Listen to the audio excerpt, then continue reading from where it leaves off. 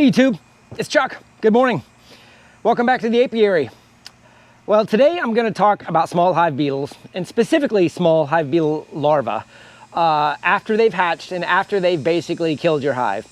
In yesterday's video, I showed you a couple dead outs, and here I'm going to show you a couple pictures of some dead outs that I found, and just give you some clips here while I'm talking about it. But basically, once you have a dead out and the small hive beetles move in, and the adults lay the eggs in the pollen, and then the eggs hatch, and then the larvae start to grow, we have completed half the life cycle of the small hive beetle. And now there are thousands of these small hive beetle larvae that are going to get fat and then inch their way out of the hive and into the soil. And the life cycle of a small hive beetle larva is to enter the soil, burrow into the ground, and then pupate and come out of the ground as an adult small hive beetle that we know and love so dearly, that are the black little beetles that fly, that fit perfectly into the cells of our honeycomb.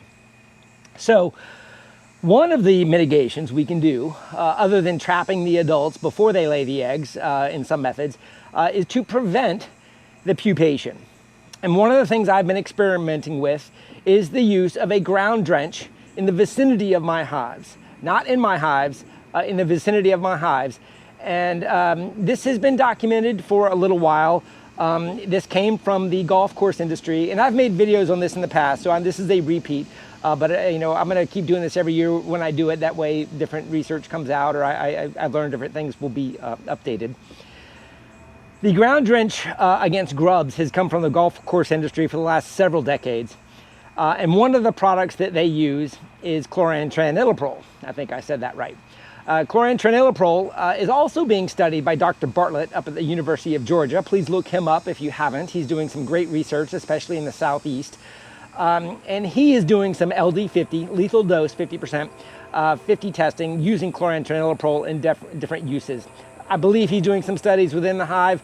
Chlorantraniliprole is not labeled for use inside of your beehives, and do not think that that's what I'm saying here. I'm talking about yard management outside of my hives.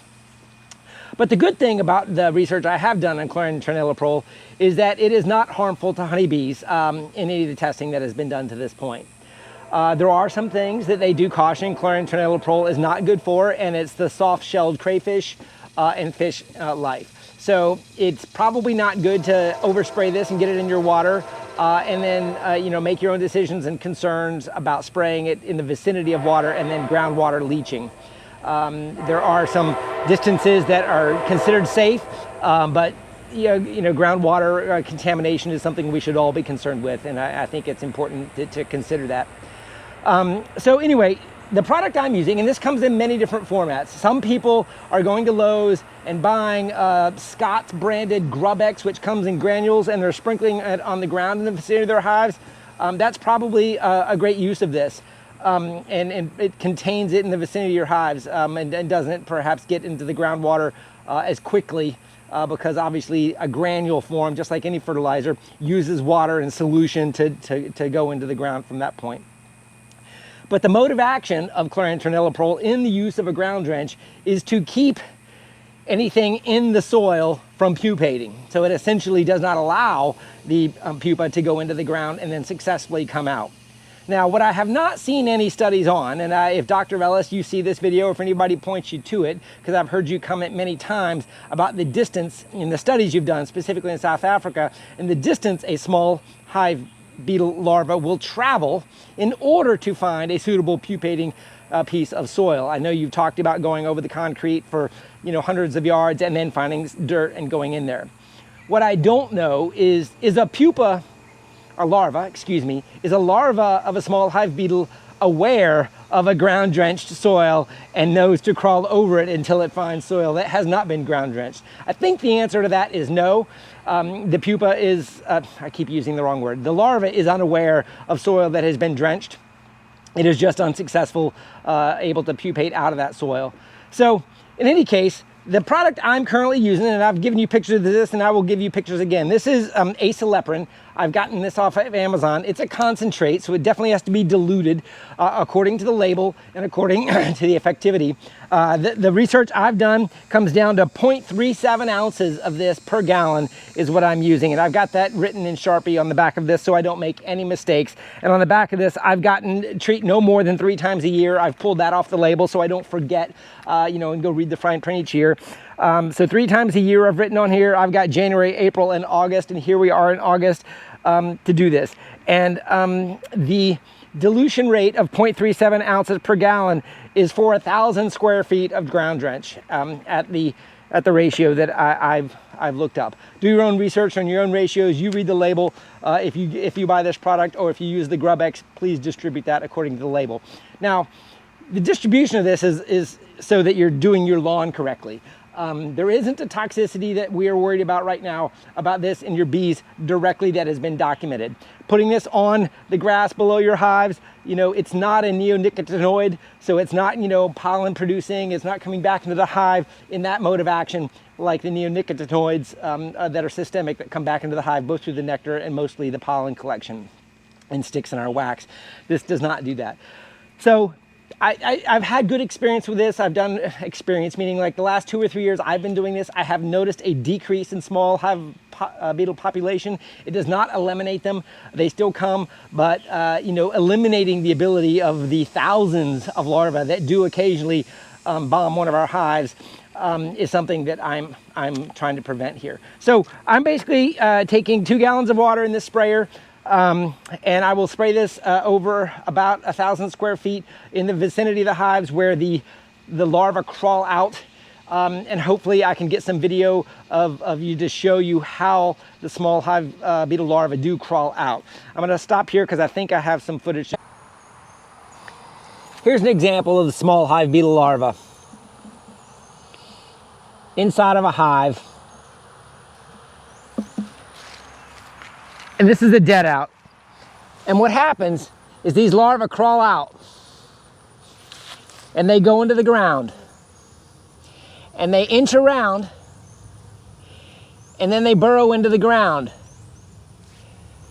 Can you see these larvae down here? I'm trying to zoom in as best I can. They can crawl a long way, Dr. Ellis at the University of Florida says, if they have to get over concrete. So putting your hives on concrete does not necessarily get rid of these small hive beetle problems. The beetles eat the pollen. I guess I should say the small hive beetles, adults, lay their eggs in the pollen. The larvae hatch, eat the pollen, turn into the larva stage, and then they crawl out to pupate. So there are some adults. So to defend against these larvae turning into adult small hive beetles, you have to keep them from pupating. Okay, so to get this mixed up, basically, you know, these bottles come in this bottle is almost out. So I'm gonna probably have to break this up, but I squeeze it up to 0.37, and then I've got 2 gallons of mix in here, so I need to do this twice to get the ratio correct. And then you pour that 0.37 in there, and then you do that one more time if you're doing 2 gallons. Obviously, depending on how much land you're treating, you might need more or less of this, and we can possibly do it in a much smaller spray bottle. So I'm gonna go ahead and mix this up. And then I'll get you some footage, hopefully, of some of the larvae, and also me just distributing it lightly, and then we'll wrap it up. All right, YouTube. So I've got my, my 2 gallons of mixture here, mixed and shaken up and appropriately dosed. And just to show you how I put it, I use a little sprayer, and this is just a ground application. I don't spray it on the hives, I just spray it underneath, I get it on the soil. I try to make sure I cover the entire area, and remember 1,000 square feet per gallon, or per 0.37 ounces of the acesulfame is how I'm doing it. This is what you would replace with the GrubX. If you're just going to do the GrubX, you would just sprinkle it on like you were doing any other sort of fertilization application technique. And basically when I'm applying this, what I'm thinking through is what distance a larva might crawl out of one of these bombed hives, hit the ground, and then walk before it decided to pupate in the ground. That's my thought process on the distance I spray this. I'm not doing my entire yard. I'm not putting that much chemical in the ground. I'm just, and you saw that's not even a ground drench. Ground drench is probably not the right word. I'm applying to the ground a liquid format that will be watered in with the rain and or your sprinkler system. In any case, that's how I put it here in the apiary. Let me take you over to the other apiary in a second, because I've actually got an active hive that is running over with the small hive beetle larvae at the moment. Stick with me. All right, YouTube, I'm back at the other apiary. I think I've already shown you some pictures up close of this, but the bees are still eating this, so you definitely don't want any of this chemical on, whoo, they are buzzy, on the actual hives, because this is not labeled for use inside of a hive. This is a ground treatment for grass. I'm repeating this. So in any case, but the larvae are crawling out of this hole and going onto the ground. I got some up close pictures, but they could be going anywhere and going straight into the ground to pupate. That's what this ground drench is about. Ground spray. It's not really a drench. So the ground in the vicinity that they are essentially crawling is what I'm spraying. And of course, the rain will water it in. This is not a kill on contact type of a chemical, Chlorantraniliprole.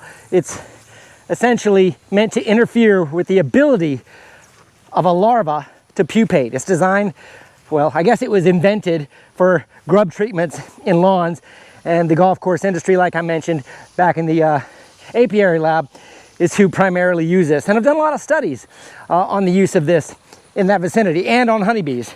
And like I said, Dr. Bartlett is doing some research on this. Perhaps one day he thinks there could be a labeled use of this inside the hive, because the LD50 against honeybees seems to be zero or near zero. I don't think anything's zero in biology, but in any case, I just wanted you to be able to visualize how I do this with the spray. If Grub-X is easier for you, there's been a lot of people that have talked about that publicly that have had pretty good effect. The problem with this is it's a little difficult to directly measure results here. You know, obviously we still have small hive beetles. I'm still dealing with them. So if I did this last year, did I do it on the right schedule? Did I get it out here 3 times a year? Did I put enough down, or are the small hive beetles coming from my neighbor's yards where this is not being done? That's obviously something you can't control.